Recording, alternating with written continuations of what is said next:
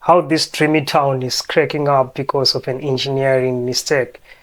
Let's dive in and see what this video is about.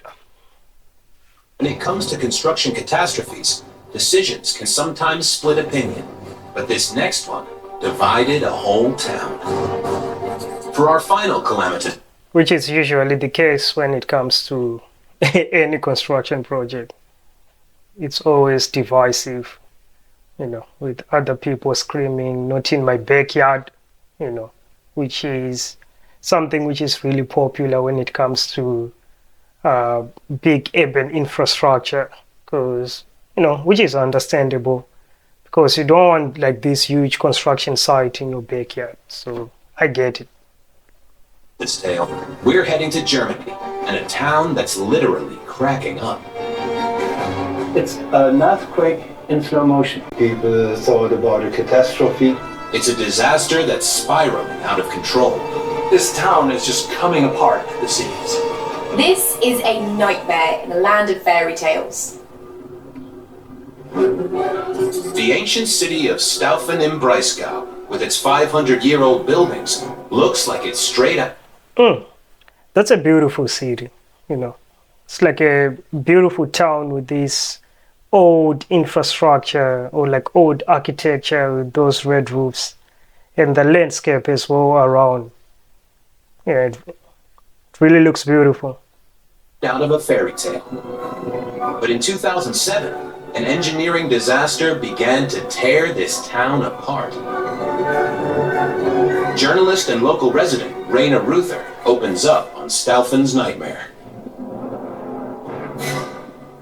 Those who live here around the main square, they heard noise at night. They asked themselves, why can't I close my window? Why does the door doesn't close anymore? Cracks started to appear on one building, two buildings, and people ask themselves, I'm starting to wonder what kind of an engineering project is going on which is causing all these cracks. I mean, I can speculate like this can be caused if you are draining a lot of water from the ground, or if there's some underground construction happening like tunneling, which can cause some settlement. But let's watch and find out, I guess. what had happened? The cracks continue to grow and spread. What you see here is one of the, I would say, main affected buildings in Staufen.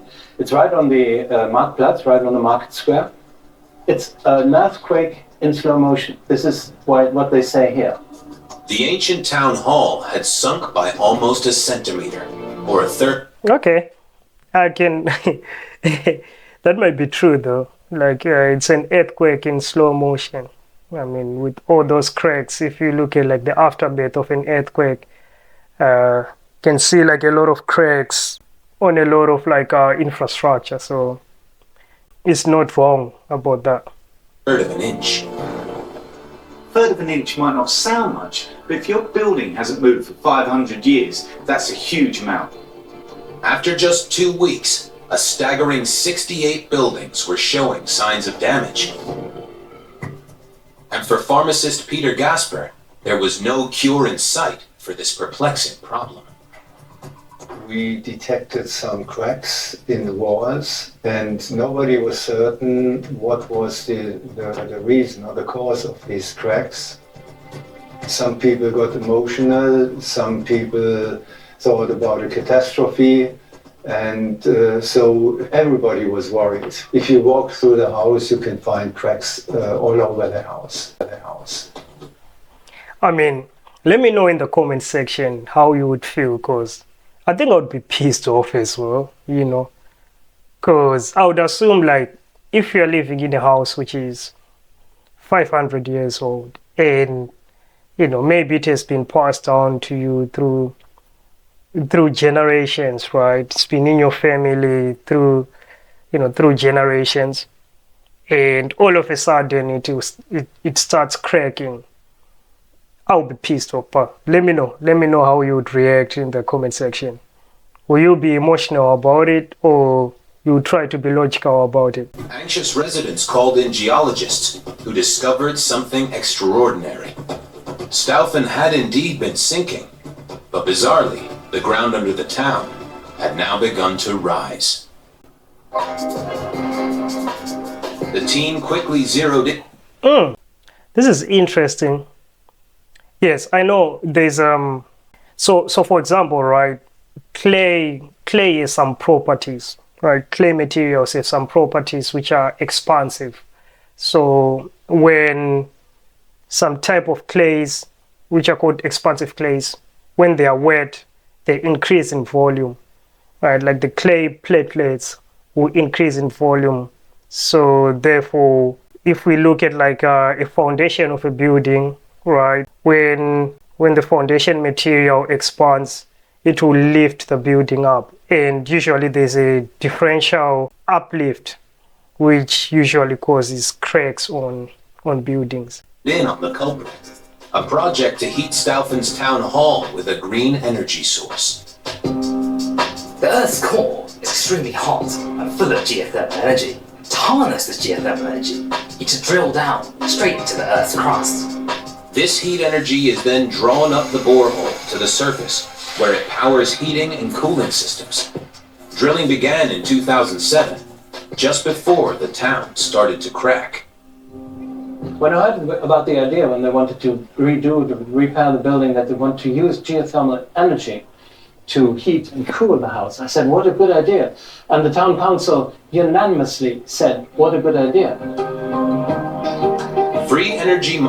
Well, as long as everyone agreed on the geothermal energy project, obviously they didn't sign up to the consequences, or maybe they were not properly informed on what could happen if something goes wrong. Might sound like good news, but to reach the heat, engineers unintentionally triggered a slow motion earthquake. To tap into this geothermal heat, they drilled a hole about that wide, 6 inches, about 140 meters or 459 feet down into the rock from the surface. There, they reached the water table. Anywhere on the Earth, if you drill down deep enough, you're going to hit something known as the water table. And this is when water from the surface trickles down and settles at a certain level. That level will differ in height depending on where you are, but it's always going to be there. When they drilled down into the water table, there was an initial drop in pressure, and on the surface, things began to sink. Loss of water. I think I mentioned it earlier on that this usually happens, and it's not that common, but some major cities which are actually facing this problem, Shanghai, for example, Shanghai is facing the same problem because they've tapped into the water table for obvious reasons, right? And now they're facing the problem where like the whole city is sinking. So it's actually common. And if it's not properly planned, and in the case where you are draining more groundwater than it's being replenished, right? So during like drought seasons where you have less rain, but at the same time, you have to increase the capacity at which you are extracting groundwater, there will be that imbalance which will cause the settlement. Water explains the ground sinking, but with the town rising, something else had to be going on. After further investigation, the geologists realized the problem. The town was built on this, anhydrite. Anhydrite was formed millions of years ago by the evaporation of salt water on ancient seabeds. Environmental scientist Konstantin Krindya explains. So there's basically just a big layer of anhydrates right underneath of Staufen. This commonly occurring mineral This is interesting. This is my first time hearing about this type of mineral. Like my geology is not really strong because I'm a geotechnical engineer, so I specialized mostly on the soil and structure interaction. In order to do that, I should have like a little bit of understanding of geology. So with time, I'm starting to learn a little bit more about, the formation of the Earth's crust and the mineralogy as well, and how it will impact the structures that we build on top and our foundations. This is actually interesting that this is the first time that I'm hearing about this mineral, but I think it behaves the same as reactive clays. rapidly absorbs water. So when anhydrate and water mix, it expands and forms gypsum. The expanding gypsum creates subterranean pressure. Imagine the layer to be like something like a sponge, and you pour some water on it, so it expands or it bulges up right at the spot where you pour the water on it. And the surface itself bulges the same way. So if you have a house standing on top of it, the floor is basically tearing apart. The geothermal boreholes have brought the anhydrite in direct contact with the water table. What I have here is a normal diaper. What this diaper has, and basically every diaper has, is that it has superabsorber in it. And this superabsorber is going to act as our anhydrate. This is like the best demonstration. By just looking at a diaper, you cannot intuitively know how much water it can hold. But it's because the material which is used to make diapers, right, it expands when it's soaked in water. And once I pour water over it, it's slowly going to absorb the water. It also increases in volume by quite a bit, and that's the same thing that the ground is doing as well. So this is exactly what's happening underneath of Staufen. More than 10 years on, and the city continues to rise and crawl. Yeah, interesting, interesting demonstration. I think I'm stealing this idea from you. Every time that I need to explain how expansive soil is to someone, I will use this type of demonstration. You've got to understand that this is relentless. Slowly but surely, the ground under Staufen is rising. Parts of Staufen have risen by up to 60 centimeters, and over 270 buildings are now damaged.